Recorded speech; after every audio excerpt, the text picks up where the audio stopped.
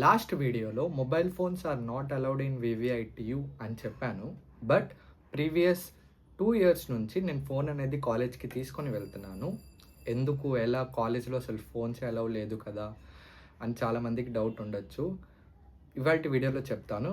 And దాంతోపాటు transportation rules ఏంటి, education ఎలా ఉంటుంది, డిసిప్లిన్ ఏంటి, ఇలా ఇంకొంచెం డెప్త్గా మన కాలేజ్ గురించి కనుక్కుందాం. సో లేట్ చేయకుండా వీడియో అనేది స్టార్ట్ చేసేద్దాం. బట్ వీడియో స్టార్ట్ చేసే ముందు ఇంకా ఛానల్ని సబ్స్క్రైబ్ చేసుకునే వాళ్ళు ఉంటే ప్లీజ్ కింద కనిపిస్తున్న సబ్స్క్రైబ్ బటన్ని నొక్కండి, లైక్ చేయండి. సో లేట్ చేయకుండా వీడియో అనేది స్టార్ట్ చేసేద్దాం.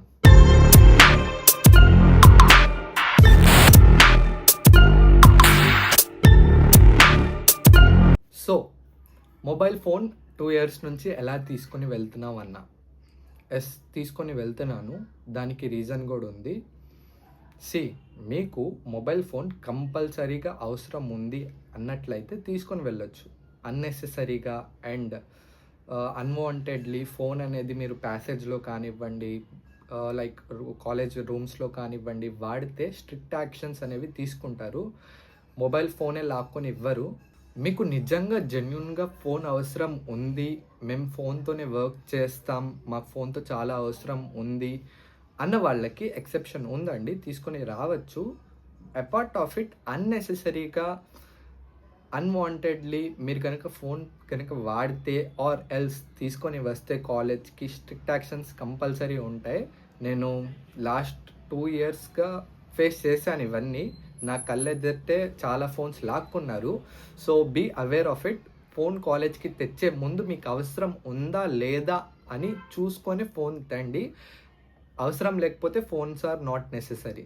అండ్ నెక్స్ట్ డౌట్ వచ్చేసి, హాస్టల్స్లో ఫోన్ అలౌస్ ఉందా అంటే ఎస్, అలా ఉంది. హాస్టల్స్లో నో రూల్స్, ఫోన్ తేగూడదు అనేది ఉండదు. బట్ గర్ల్స్కి ఏమిటంటే టైం లిమిట్ అనేది ఉంటుంది. సో ఇన్ని అవర్స్ మాత్రమే హాస్టల్లో ఫోన్ యూస్ చేయొచ్చు అని ఒక టైం లిమిట్ ఉంటుంది. ఆ టైం లిమిట్లోనే మీరు ఫోన్ అనేది యూస్ చేయగలుగుతారు. అండ్ బాయ్స్కి కూడా టైం పెట్టేశారు ఇప్పుడు. బట్ ఎవరు అంతగా ఫాలో చేయనట్టున్నారు. చాలామంది ఫోన్స్ వాడుతూనే ఉన్నామని చెప్పారు కానీ. సో అది phones are allowed in college. But కొన్ని రూల్స్ అనేవి ఉన్నాయి ఫోన్స్ వాడడంలో కూడా. సో హాస్టల్స్లో కూడా కొన్ని రూల్స్ ఉన్నాయి. సో అవి పాటించాలన్నమాట. అండ్ నెక్స్ట్ వచ్చేసి ట్రాన్స్పోర్టేషన్ అనేది చాలా మందికి డౌట్ ఉంది. అండ్ నా కమెంట్స్లో చాలామంది అడుగుతున్నారు, ట్రాన్స్పోర్టేషన్ ఎలా, లైక్ కాలేజ్కి ఎలా అప్రోచ్ అవ్వాలి, ఓన్ వెహికల్తో రావచ్చా అని చాలామంది కమెంట్స్లో అడుగుతున్నారు డౌట్స్. సో వాళ్ళందరికీ చెప్పాల్సింది, నేను చెప్పగలిగేది ఒక్కటే, కాలేజ్కి ఓన్ బైక్స్ ఆర్ ఓన్ వెహికల్స్తో రాకూడదు. ఇది స్ట్రిక్ట్ సివియర్ రూల్ అన్నమాట. ఇది గనక మీరు పాటించకపోతే చాలా స్ట్రిక్ట్ యాక్షన్స్ ఉంటాయి. మేబీ డిబార్గోడ్ చేయొచ్చు. సో ఇది college main rule. Only bus ట్రాన్స్పోర్టేషన్తోనే రావాలి. బస్ ట్రాన్స్పోర్టేషన్ ప్రతి ఒక్క ఏరియాకి అండ్ ప్రతి ఒక్క బస్ పాయింట్ దగ్గర ఉంటుంది. లైక్ అమరావతి కానివ్వండి, ఇటు పొన్నూరు, విజయవాడ, ఈ సైడ్ అన్నిటికీ బస్ పాయింట్స్ అనేవి పెట్టారు. సో మీరు త్రూ బస్ ట్రాన్స్పోర్టేషన్ కాలేజ్కి రీచ్ అవ్వచ్చు. అండ్ ఇఫ్ ఎల్స్ 1-2 రోజులు కుదరకపోతే పేరెంట్స్ దింపచ్చు, నో ప్రాబ్లం. బట్ మీ ఓన్ వెహికల్తో మీరు ఓన్గా కాలేజ్కి మీ వెహికల్ అనేది తీసుకొని రాకూడదు. ఇది బాగా గుర్తుపెట్టుకోండి. ఒక్కరోజైనా మీరు తెచ్చారా ఇంకా స్ట్రిక్ట్ యాక్షన్స్ అనేవి తీసుకుంటారు. నాకు ఒకటి అర్థం కాదు, బాయ్స్ గర్ల్స్ మాట్లాడుకోవచ్చా, ఏమైనా తిడతారా కొడతారా అని చెప్తున్నారు. ఎందుకు తిడతారు, ఎందుకు కొడతారు? ఇంటర్మీడియట్లో ఏంటంటే బాయ్స్కి గర్ల్స్కి సపరేట్గా కూర్చోబెడతారు. లైక్ బాయ్స్కి సపరేట్ ఫ్లోర్ అని, గర్ల్స్కి సపరేట్ ఫ్లోర్ అని, లైక్ శ్రీ చైతన్య నారాయణలో ఇలా సపరేట్గా పెడతారు. బికాజ్ ఇంటర్మీడియట్లో ఫోకస్ ఉండాలని. బట్ అకార్డింగ్ టు బీటెక్ అందరూ కో ఎడ్యుకేషనే, అందరు కలిసి చదువుకుంటారు. మీ యొక్క ల్యాబ్ పార్ట్నర్స్ కానివ్వండి, ఆర్ఎల్స్ పక్క రోల్ నెంబర్ కానివ్వండి, గర్ల్సే పడతారు, ఆర్ఎల్స్ బాయ్స్ పడతారు. మీకు ప్రాజెక్ట్ వర్క్లో కూడా బాయ్స్ అండ్ గర్ల్స్ ఇద్దరు కలిసి చేస్తారు. అండ్ ప్రతి ఒక్క దాంట్లో జెండర్ స్పెసిఫికేషన్ అనేది ఉండదు. మీరు ఇప్పుడు బీటెక్‌కి వచ్చారంటేనే ప్రొఫెషనల్స్ అయినట్టు. సో, ప్రొఫెషనాలిటీని మెయింటైన్ చేస్తూ మీ యొక్క క్యారెక్టరిస్టిక్‌ని డిఫైన్ చేస్తారనమాట. సో, బాయ్స్ అండ్ గర్ల్స్ మాట్లాడుకోవద్దు ఇలాంటి రూల్స్ ఏం లేవు. బట్ లిమిట్స్ అనేవి ఉంటాయి. ఆ లిమిట్స్ గనక మీరు దాటి వెళ్తే ఆర్ ఎల్స్ క్రాస్ చేస్తే మీకు స్ట్రిక్ట్ యాక్షన్స్ అనేవి తీసుకుంటారు. గుర్తుపెట్టుకోవాల్సింది ఒక్కటే, బీటెక్‌కి వచ్చాం. ఒక డిఫరెంట్ డొమైన్ అనమాట BTech comparing to your intermediate and 10th. Intermediate 10th ఏంటంటే ఎంజాయ్మెంట్ ఉంటుంది అండ్ ఎక్కువగా స్టడీస్ మీదే ఫోకస్ ఉంటుంది. బట్ బీటెక్లో అలా కాదు. అన్నిటికీ ఈక్వల్ ప్రిఫరెన్స్ అనేది మనం ఇస్తాం. ఇటువైపు ప్రాజెక్ట్ వర్క్స్ అని, ఇటువైపు అకాడమిక్స్ అని, ఇటువైపు ఎక్స్ట్రా కరిక్యులర్ యాక్టివిటీస్ అని, ఇలా చాలా వాటికి ఈక్వల్ ప్రిఫరెన్స్ అనేది మనం పెడతాం. So be careful in that. అమ్మాయిలు అబ్బాయిలు మాట్లాడుకోవచ్చు, బట్ ఇన్ లిమిట్స్ మాత్రమే. కమింగ్ టు ఎడ్యుకేషన్, సో నేను ప్రెజెంట్ థర్డ్ ఇయర్ అనమాట. నా ప్రీవియస్ ఎక్స్పీరియన్స్ చెప్తున్నాను. Faculty excellent faculty. నా బ్రాంచ్ వచ్చేసి సిఎస్ఎం డిపార్ట్మెంట్ అనమాట. సో సంజీవ్ గాంధీ సార్ మా హెచ్ఓడి సార్ పేరు. ఎక్సలెంట్ ఫ్యాకల్టీ మా డిపార్ట్మెంట్లో ఉన్నది. ఈచ్ అండ్ ఎవ్రీ క్లాస్ నేను కూర్చుంది ఒక క్లాస్ వింటేనే చాలు, ఆ సెమిస్టర్ రాసేయచ్చు. సో ఆ విధంగా చెప్తారనమాట క్లాస్. సో జెన్యూన్గా teaching style and academic system అనేది చాలా చాలా చాలా బాగా సిస్టమేటిక్గా అరేంజ్ చేశారు. నాకైతే చాలా చాలా నచ్చింది. అకాడమిక్స్ అనే కాదు, ఎక్స్ట్రా కరికులం యాక్టివిటీస్ చాలా చాలా ఉన్నాయి. సో దాని గురించి స్పెసిఫిక్ వీడియోనే చేయాలి. ఏమేమి ఉంటాయి, లైక్ కమిటీస్ కానివ్వండి, కౌన్సిల్స్ కానివ్వండి, ఏమేమి ఉంటాయి, దాని గురించి సపరేట్ వీడియోనే చేయాలి. ఈ వీడియోలో కొంచెం డెప్త్గా వెళ్ళి కాలేజ్ గురించి, కోర్ కాలేజ్ గురించి తెలుసుకుందాం. సో నెక్స్ట్ వచ్చేసి లేటరల్ ఎంట్రీ.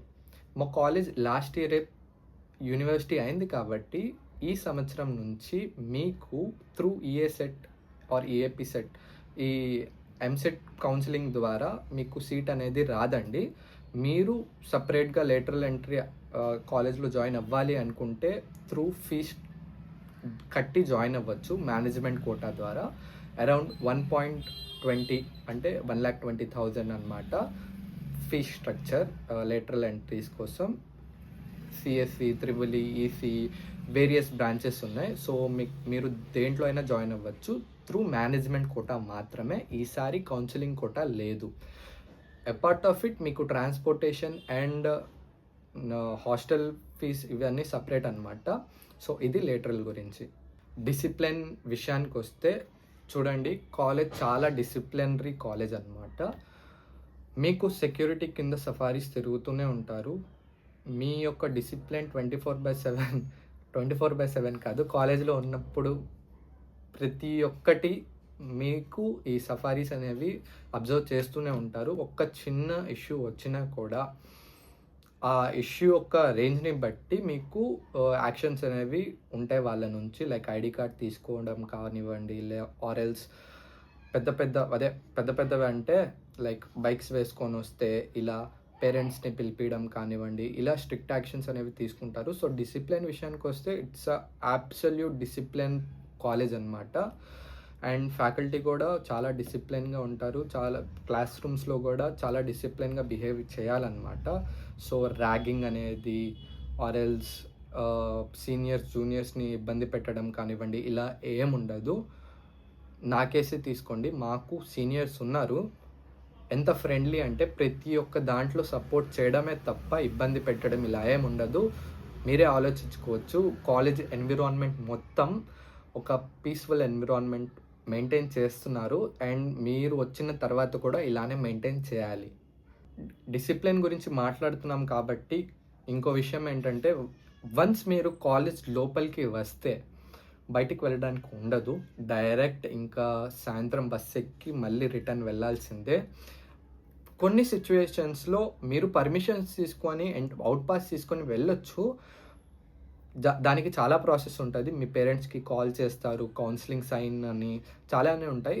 ఇది చాలా చాలా ఇంపార్టెంట్. బికాస్ ఉన్న ప్రజెంట్ సిచ్యువేషన్స్లో బీటెక్ లైఫ్ అనగానే మీకేమనిపిస్తుంది అంటే, వన్స్ కాలేజ్కి వచ్చి అంటే ఇంట్లో కాలేజ్కి వెళ్తున్నామని చెప్పి బయట డుమ్మా కొట్టేసి బయట తిరగడం ఇలా చాలానే జరుగుతున్నాయి అదర్ కాలేజెస్లో, నేమ్స్ ఎందుకు, సో మీకే తెలుస్తుంది. అండ్ మా కాలేజ్లో ఇలాంటివి ఏమీ ఉండదు. వన్స్ మీకు లోపలికి వస్తే ఇంకా డైరెక్ట్ సాయంత్రమే. అండ్ సరే బయట వద్దులేండి, క్లాస్ రూమ్కి వెళ్ళకుండా బయట బయట తిరుగుదామన్నా కూడా కుదరదు. బికాస్ సఫారీస్ తిరుగుతూనే ఉంటారు. మీరు క్లాస్ రూమ్లో లేకుండా కనిపిస్తే ఇంకా ఐడి కార్డ్ తీసేసుకుంటారు. అండ్ ఇది చాలా డిసిప్లినరీ కాలేజ్. దీనివల్ల చాలామందికి అనిపిస్తూ ఉంటుంది, ఏంటి ఇంత స్ట్రిక్ట్ కాలేజా, ఇంత స్కూల్లా. నేను చెప్తుంది చాలా చాలా జాగ్రత్తగా వినండి. ఈ 4 years మాత్రమే మీ యొక్క హోల్ ఎడ్యుకేషన్ని డిఫైన్ చేస్తుంది. మీకు జాబ్ రావాలన్నా రాకపోవాలన్నా ఈ 4 years డిసైడ్ చేస్తుంది.